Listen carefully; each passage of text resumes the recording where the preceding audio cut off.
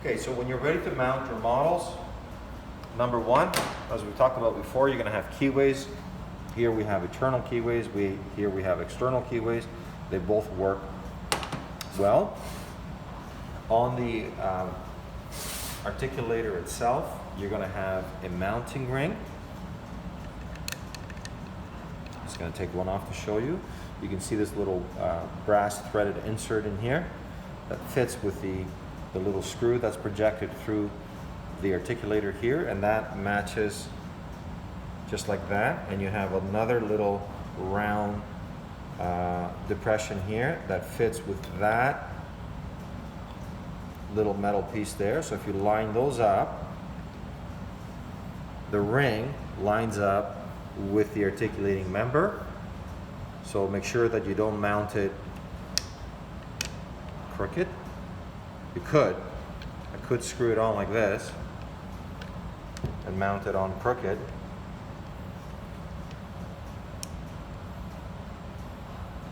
So it doesn't look like that. Okay.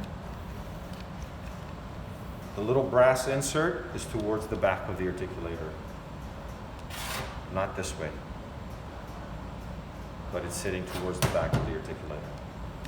So make sure it's sitting nice and flush, it's lined up.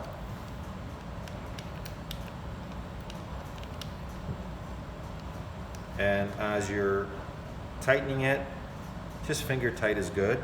Don't over tighten this because it's very difficult to take it apart after. So once you feel the tension, just give it a bit of a twist. Same thing here, right? Once we feel the tension, just give it a bit of a twist. A couple of other things on the articulator itself before you start mounting. Your incisal table here. Just gonna undo this. Now, this incisal table, we do not want to line it up here. That is the wrong thing to do. Although it looks better, that's the wrong thing to do. So we want to make sure that this incisal table is pushed all the way back. These lateral flaps that you see here, they can go up and down. We're going to leave them in their horizontal position and tighten these little screws. The incisal pin, it is absolutely critical that this incisal pin is set to 0. So we can move this, adjust it at some point if we wanted to, or if we have to, because we're changing things on the case. But right now, we are going to set this to 0. This is very important. Okay. We have some other adjustments here on the articulator. This is the condylar guidance angle. Right now, it's set at 17, 18 something. So you want to make sure that before you mount any case, everything is set at 0. So you want to make sure that this little plastic projection here is pushed all the way to the 0 position. And of course, you got to tighten the little screw. Same thing on the other side. So this one is left from the previous case at 27, 28 degrees. We're going to push it all the way up, all the way to 0. There's a couple of other screws in here. John.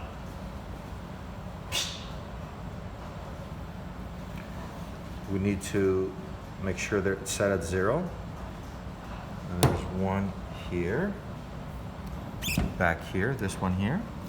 This allows this little flap that you see here to move one way or another. So once again, we're gonna have it at a 0 position. And if you go back and just put your finger there and hold it, and if you go back to the articulator and tighten that little screw. And same thing here. This one is set at 15, but if I can't move it now, but if I release that vertical screw there, we're going to push that all the way to 0, hold it, come back here, tighten it, So now it's set at 0. Make sure all the other little screws are set at 0 as well. Everything is nice and firm. Nothing is loose. This one was a little bit loose here. So when everything is set at 0 and nice and tight, there shouldn't be any slack.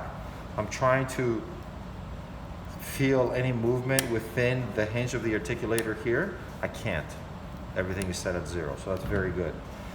These centric locks here, these could be released, and obviously that's where the articulator is allowed to hinge and articulate. So we have movement there, but when we mount things, we don't want movement. So we're going to lock these in their upright position, and we're going to tighten this latch here, just finger tight. Do not tighten it very, very tight. Just enough. When you feel tension, once again, when you feel tension, just give it a little bit there, okay? So you can see that the upper member of the articulator, it'll hold that position just by a little bit of tension. If I loosen these centric latches here, it's still held in the centric position, but then now it's allowed to fall. It's not what I want. So I'm just going to tighten it ever so lightly, and that way it can hold its position. Okay, so we are ready to mount our models to the articulator. In this video, we'll show you a simulated case. And then in another video, I will show you what an actual case looks like to be mounted. Okay, so this is for class purposes only, but it's very similar. The process is exactly the same. Before you start mounting your models, you have to separate your models. So we're going to use a fine coat of separator on the back of each model.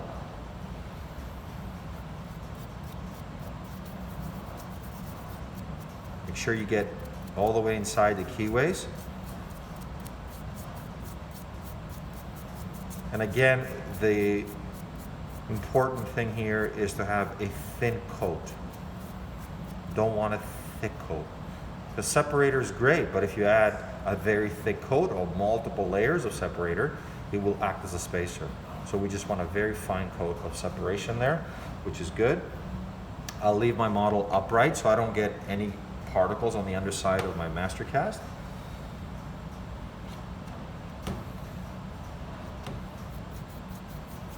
So I'm going to coat the whole back side, and especially inside the keyways. So you need a nice brush, like this one works very good. If you have any excess separator, for example, I'm not sure if you can pick it up on camera, but there's a little blob of separator right there. You can blow that off with an air nozzle.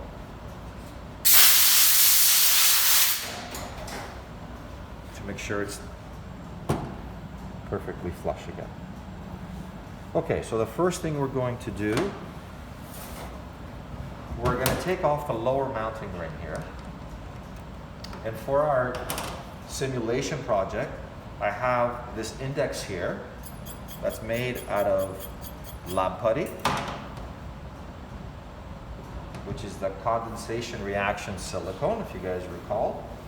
And I'm going to secure that to the lower member of the articulator.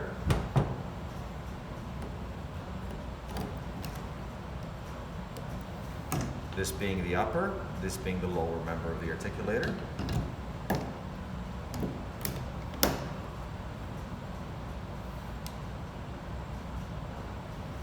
And just like a regular case, although this is a simulation case, we're mounting our maxillary cast or model first. And in a regular case, you'll be using a face bowl or an average mounting method, which we'll cover a little bit later on. So right now, we're going to be mounting our maxillary cast first. And you can see there's ample space between the mounting ring and the bottom of the model. So I'm going to take some plaster.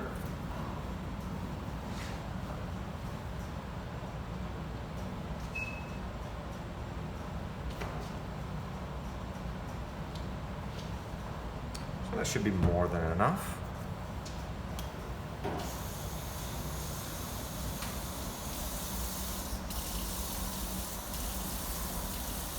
Introduce some water to my plaster mix. And over the vibrator, you can see it, it's not very runny, it's somewhat on the thick side.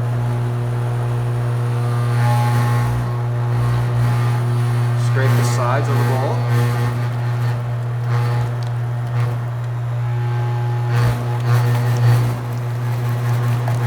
Mix the plaster over the vibrator for a good 30 seconds or so to get a nice even mix. And as I'm rotating my bowl, maybe you want to scrape the sides of the bowl, press down on it. And that should be just fine. So back onto here. First of all, we're going to place plaster inside the mounting ring. It's got some undercut area, so make sure that you depress the plaster fully. You can see it there.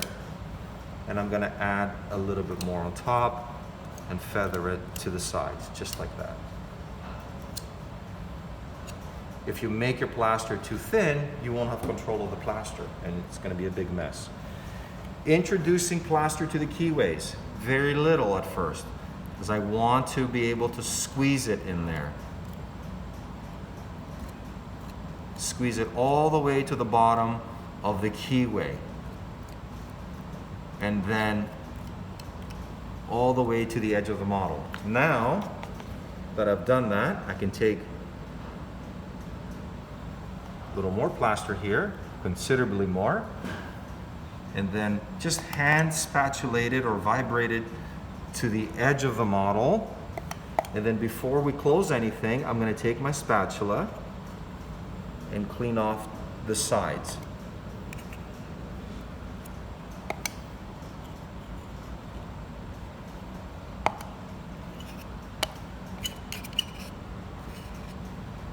So it's very important that your plaster meets the edge of the model completely to give you that nice visual that things are coming together securely. So I'm going to add a little bit more on top. And as the plaster is beginning to set, just want to get a feel how much I have here. And you can look at the pin, how open it is down here. So that means I have enough. So the plaster is in contact with the mounting ring, and as I'm squeezing it, before it sets obviously, it's there. Maybe just a little tap on top.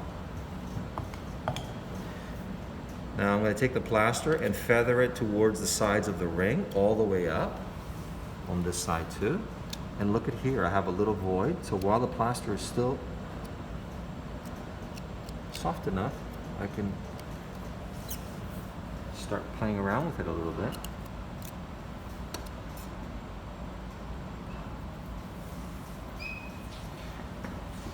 An easy way to scrape off the spatula, just use the edge of the bench for now, so you're not losing time in between applications. So now that I feel that the plaster is somewhat initially setting, I can pick up this articulator off the bench, but make sure you hold it together. So now I can turn it to its side and start using the edge of my spatula to clean off the excess plaster. And I'm scraping, and again I'm going to use the bench so I don't lose time. I can clean that off later. I'm using the edge of the spatula to carve the plaster, if you catch it at the right consistency, so you don't have to do much trimming of the plaster after.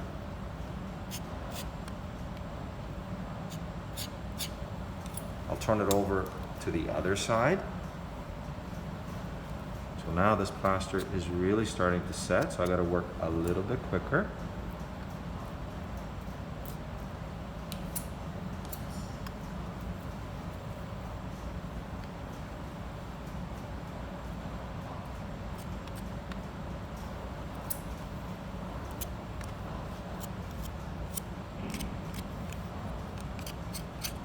It doesn't have to be absolutely perfect. If you miss some areas, we can certainly carve them back with our 6 or 7A knife. Back here, this is where you don't want to leave too much plaster, so I'm using the rounded edge of the spatula here to get right to the edge of the model. It's very important that you expose that edge of the model completely, like that. I'll turn it over again.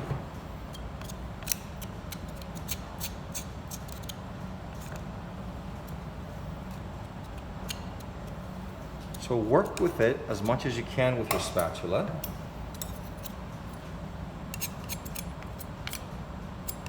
So you don't have to do a lot of carving with your knife once the plaster has set.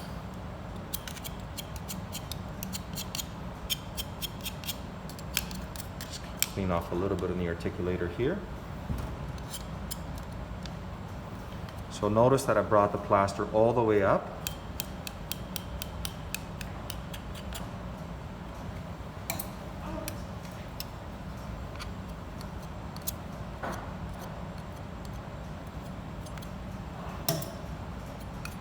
That's pretty good. If you have any bulky parts, you can certainly carve those back with a knife, plaster knife after the fact. The plaster is set, and eventually we're going to smooth out the plaster against the model with some sandpaper, and that should do it. So before we move on to the lower mounting, we are going to allow this to set for at least 15 minutes. We do not want to open this articulator for at least 15-20 minutes or so until we have thorough setting of the plaster. Otherwise, you're going to create distortion in your mounting, and you might end up having a very weak mounting. So I'm going to leave that for about 15-20 minutes. We'll get everything cleaned up, and then we'll come back and do the lower half.